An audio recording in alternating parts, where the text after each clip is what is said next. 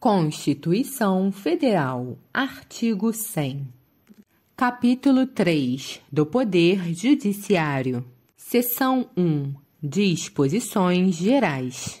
Artigo 100. Os pagamentos devidos pelas fazendas públicas federal, estaduais, distrital e municipais, em virtude de sentença judiciária, far-se-ão exclusivamente na ordem cronológica de apresentação dos precatórios e à conta dos créditos respectivos, proibida a designação de casos ou de pessoas nas dotações orçamentárias e nos créditos adicionais abertos para este fim.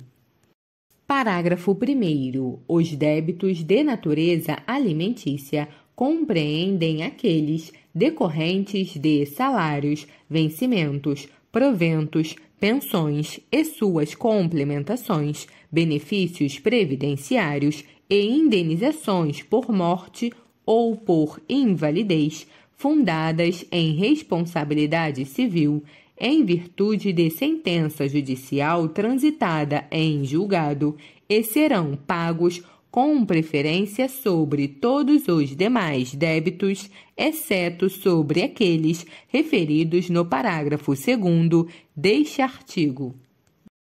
Parágrafo 2º. Os débitos de natureza alimentícia, cujos titulares originários ou por sucessão hereditária tenham 60 anos de idade ou sejam portadores de doença grave ou pessoas com deficiência, assim definidos na forma da lei, serão pagos com preferência sobre todos os demais débitos até o valor equivalente ao triplo fixado em lei para os fins do disposto no parágrafo 3º deste artigo, admitido o fracionamento para essa finalidade, sendo que o restante será pago na ordem cronológica de apresentação do precatório.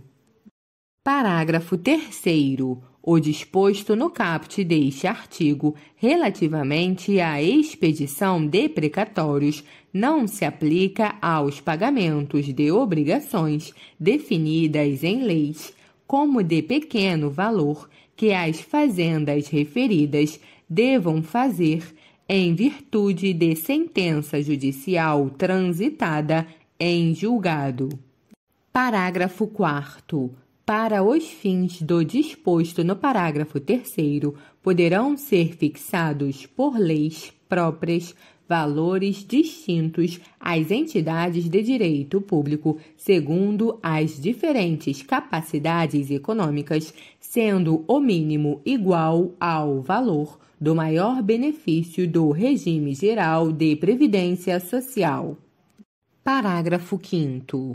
É obrigatória a inclusão no orçamento das entidades de direito público de verba necessária ao pagamento de seus débitos oriundos de sentenças transitadas em julgado, constantes de precatórios judiciários apresentados até 2 de abril, fazendo-se o pagamento até o final do exercício seguinte, quando terão seus valores atualizados monetariamente.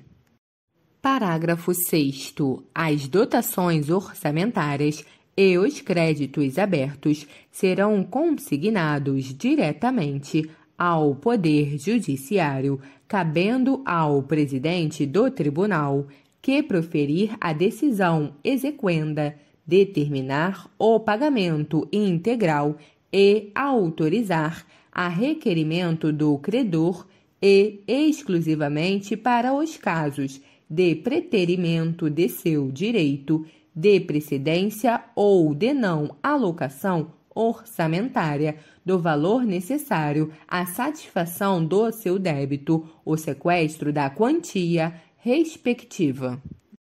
Parágrafo 7º. O presidente do tribunal competente que, por ato comissivo ou omissivo, retardar ou tentar frustrar a liquidação regular de precatórios incorrerá em crime de responsabilidade e responderá também perante o Conselho Nacional de Justiça. Parágrafo 8º. É vedada a expedição de precatórios complementares ou suplementares de valor pago, bem como o fracionamento, repartição ou quebra do valor da execução para fins de enquadramento de parcela do total ao que dispõe o parágrafo 3º deste artigo.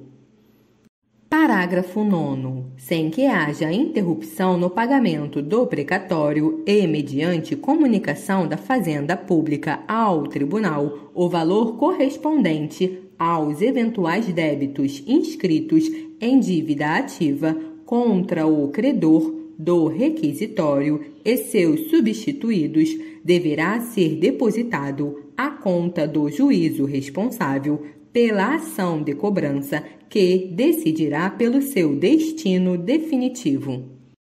Parágrafo 10.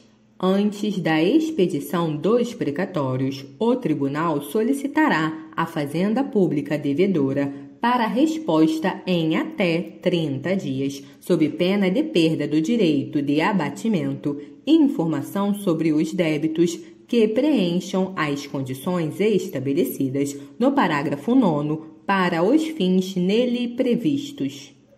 Parágrafo 11. É facultada ao credor, conforme estabelecido em lei do ente federativo devedor, com auto-aplicabilidade para a União, a oferta de créditos líquidos e certos que originalmente lhe são próprios ou adquiridos de terceiros reconhecidos pelo ente federativo ou por decisão judicial transitada em julgado para: inciso 1. Quitação de débitos parcelados ou débitos inscritos em dívida ativa do ente federativo devedor, inclusive em transação resolutiva de litígio e, subsidiariamente, débitos com a administração autárquica e fundacional do mesmo ente.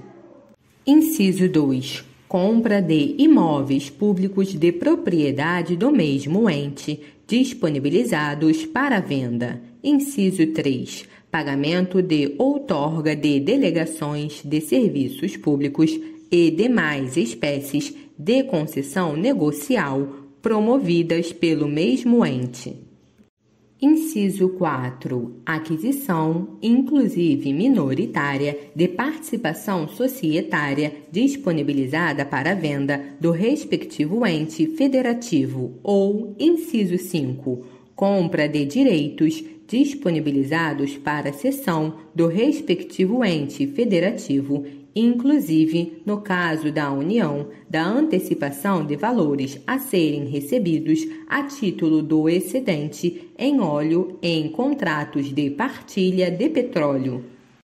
Parágrafo 12. A partir da promulgação desta emenda constitucional, a atualização de valores de requisitórios após sua expedição até o efetivo pagamento, independentemente de sua natureza, será feita pelo Índice Oficial de Remuneração Básica da Caderneta de Poupança e, para fins de compensação da mora, incidirão juros simples no mesmo percentual de juros incidentes sobre a caderneta de poupança, ficando excluída a incidência de juros compensatórios.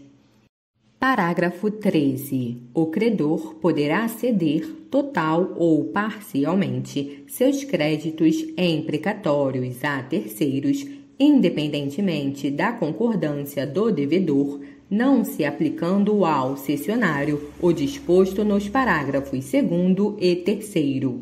Parágrafo 14.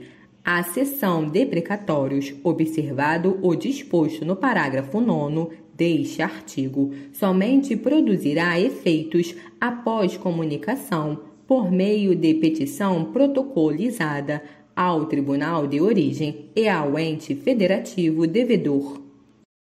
Parágrafo 15. Sem prejuízo do disposto neste artigo, lei complementar a esta Constituição Federal poderá estabelecer regime especial para pagamento de crédito de precatórios de Estados, Distrito Federal e municípios, dispondo sobre vinculações à receita corrente líquida e forma e prazo de liquidação.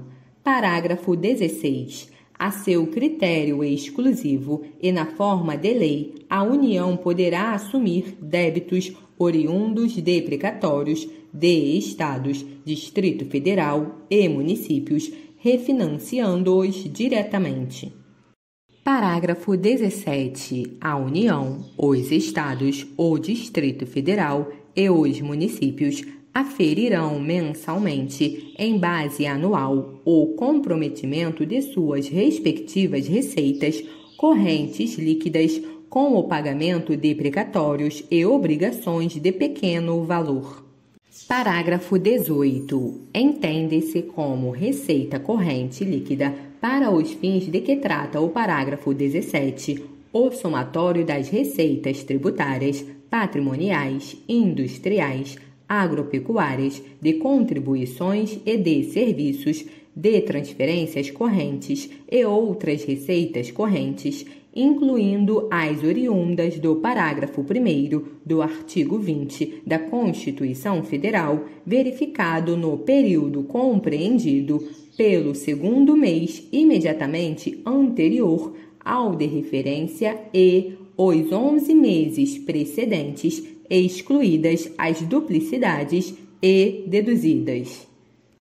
Inciso 1. Na União, as parcelas entregues aos Estados, ao Distrito Federal e aos municípios por determinação constitucional. Inciso 2. Nos Estados, as parcelas entregues aos municípios por determinação constitucional.